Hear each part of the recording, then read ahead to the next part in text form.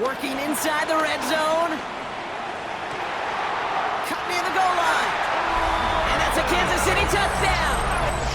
Travis Kelce, the touchdown. His second scoring catch of the game. The impact this guy has had on this game, Brock, has been massive. And thus, Kate Scott is here again to terrorize Madden players everywhere with legendary calls like, "And Patrick Mahomes throws a strike to Xavier Worthy for the touchdown. And that'll put the Chiefs up by multiple scores late in the second half. And he's gonna score! Touchdown, Kansas City! The Chiefs take a 13-point lead. Xavier Worthy, the touchdown. Having played Madden 26 almost exclusively in simulation mode, I can say the core gameplay experience ranges somewhere between serviceable and good. Simulation takes player rating disparities into account more than competitive and arcade, which made it feel considerably different trying to will the Browns to victory with an unproven Shadur Sanders, as opposed to being able to throw a dot from Patrick Mahomes to Travis Kelce basically anytime I wanted to. The game feels slightly faster and more frenetic this year, possibly having been brought more in line with College Football 25, and I'd say it's marginally more fun to play overall than last year.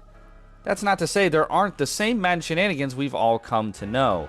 Players will absolutely drop balls they should have caught, tackling animations can be extremely awkward, and opposing DBs can pull off some of the most ridiculous interceptions you've ever seen.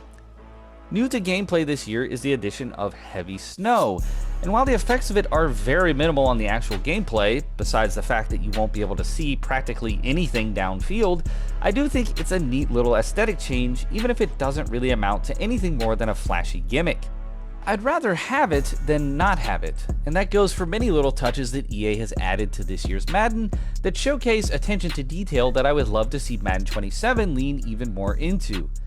Madden 26 introduces unique presentation packages for Thursday, Sunday, and Monday Night Football respectively, which change the aesthetics of the usual presentation graphics by featuring unique scoreboards, player cards, broadcast logos, and transitions. This is an extremely nice touch. The presentation graphics for Sunday Night Football even look like Sunday Night Football. So for EA to put forth the effort to have this much attention to detail is commendable. Even more impressive, Madden 26 features audio recordings from different quarterbacks during the pre-snap, including Dak Prescott's now infamous years old, along with Aaron Rodgers' very recognizable signature pre-snap cadence. 319, 358, 319. I think there's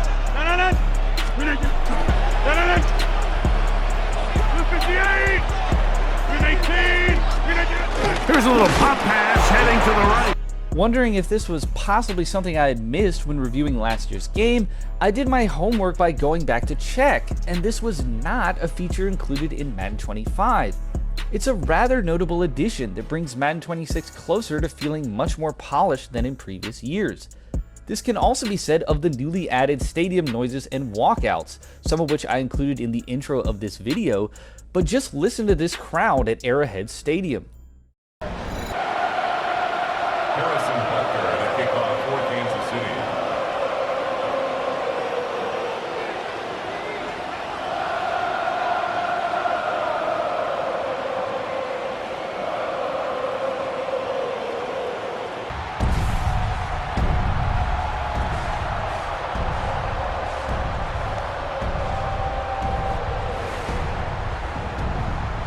All of these little touches added to Madden 26 start to add up, and seemingly all come together to make a pretty good game, especially compared to last year. But, of course, as with anything Madden, it can't just all be good. For instance, with the presentation packages, those are only available for Thursday, Sunday, and Monday Night Football respectively. So in a franchise mode, for instance, you're only getting 3 of those per given week. So the odds of you getting one of those presentation packages is somewhat slim, and then if you don't get one, then you're just gonna get the normal presentation package, which is rinse and repeat. It basically looks the exact same every single time. As with the walkouts, the amazing walkouts, they're only for night games. They're only for one of those 3 games. Or if you set a game in Play Now for after 8 o'clock, And so you've got these amazing walkouts that the teams just don't do if you're not playing a night game. I mean, come on, can you not just have the guy bang the drum during the daytime? Is that why wouldn't he bang the drum if it has to be nighttime? It just doesn't make any sense. And then add to that as well that there's only particular teams that have these walkouts. It's the Bills, Broncos, Chiefs, Eagles, 49ers, Jets, Lions, Ravens, Saints, Texans, and Vikings. That's all. And those are just like sporadic. Like, how are those chosen? I don't know. They just picked some teams and then they didn't finish the rest of them and they were just like, the game's ready, let's just release it. I don't know why these things are implemented so haphazardly when they're so cool. They're such positive additions to the game, and yet it can't all be good. It can't all be positive because there's just like some unanswered questions every time when I review one of these games, even when you have such cool features added to the games, like these walkouts and like the presentation. They'll run with Johnson. A second effort, and he is in. Touchdown, Pittsburgh. The main improvements to this year's Madden, outside of the atmospheric additions, come in the form of revamps to both the franchise and superstar game modes. Both modes were in dire need of an overhaul, and the changes to franchise, while significant, still result in a mixed bag of engaging new systems that have been rebuilt from the ground up, alongside features that have been copied and pasted directly from Madden 25.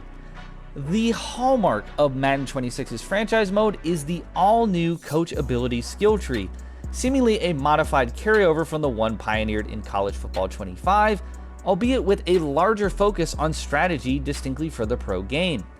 This replaces in one go both the terrible weekly game plan system and coach's skill tree that have been a part of Madden franchise since Madden 22, and oh my god, they fixed it. This is hands down one of the best improvements to this year's game, and it almost single-handedly makes it worth buying if you're a franchise player. Instead of choosing highly situational benefits or an extremely archaic weekly game plan, this new system ties together your progression as a coach, having you develop your strengths and capabilities, which translate directly to added playbooks and boosts for your players. The more you level up, the more strategies are at your disposal, and the more your players' stats are boosted on game day. The only problem I have with this new system is that while you can upgrade abilities for free by successfully completing game day goals rather than having to use skill points, you can also downgrade them by not completing certain game day goals, and there is no way to turn the downgrade feature off. This had me routinely trying to go for passing touchdowns rather than kneeling out games to solidify a win, and that just doesn't make any practical sense in Madden's most realistic game mode. Franchise mode should be about winning games, not completing meaningless tasks while doing so, and Madden 26 almost got that completely right. Oh, and it doesn't help that your skills can downgrade while simulating through games. That's going to be a major obstacle for the simming community to contend with unless it gets patched. Another big addition to franchise mode this year is the halftime show and weekly recap show, which are essentially a compilation of highlights hosted by NFL Red Zone Scott Hansen that show you what big plays are happening around the league, as well as the score lines from other games. This would just be an overall net positive if the presentation graphics weren't noticeably choppy and if player animations weren't obviously repeating as early as week 3. But again, as with the other features introduced this year, I'd rather have it than not have it. The last major addition to franchise mode is a facelift given to the coaching storylines, upgrading them from the awkward state they were in last year to a mechanic that's actually more satisfying to engage with. Rich Eisen lends his voiceover this time around, and it's a noticeable improvement, not to mention instead of silly interactions where players ask if their personality is too over the top, or reporters bait you into saying the worst part of your team will somehow defy the odds to meet some lofty milestone, this year's storylines actually translate to impactful outcomes or net you some precious new ability or play sheet for your coach to utilize on game day. Last year, I ridiculed EA for forcing players to choose between experiencing the all-new storylines or the legacy owner mechanics such as player marketing, team branding and merchandising, overall fan happiness, concession pricing, and stadium upgrades. Well, Madden players won't even have a choice anymore because EA has removed the owner mode from Madden 26 entirely. I am taking off a full half point from my review score for this omission, as it's completely nonsensical, unnecessary, and likely semi-permanent for future Madden games. The rest of Madden 26's franchise mode is comprised of rehashed, copy and pasted features from Madden 25 that are exactly the same as that game. The NFL Draft presentation is still extremely underwhelming. Players repeat the same exact animations, often back to back, and Roger Goodell still doesn't talk into his microphone. Lastly, Madden 26's franchise mode features the exact same scouting system in Madden 25, and it is no less tedious, mundane, or convoluted. If there was any aspect of Madden 25's franchise mode that I was hoping would get an overhaul using concepts that were implemented well in College Football 25, it was Madden's scouting system. That's not to downplay the new coaching progression, skill tree, and storylines, but I really expected the scouting system to get similar treatment. A challenge has been made for a top spot on the depth chart. Competition breeds success, but coaches will decide how far the competition goes. On the road to the NFL Draft, the Scouting Combine is the biggest checkpoint. No other event has its power to elevate or sink a prospect. Everything comes down to how they test. Despite the drastic rework of franchise mode, strategy, and progression systems, Superstar mode has actually made the biggest leap forward. And that's because Superstar mode in Madden 25 offered literally nothing to do besides playing games. Again, borrowing mechanics first implemented in college football, Madden 26's Superstar mode is all about relationships. Your relationship with your coaches determines your order on the depth chart and ability to call plays. Your relationship with your agent dictates whether you can request a trade and opens the door to sponsorship opportunities.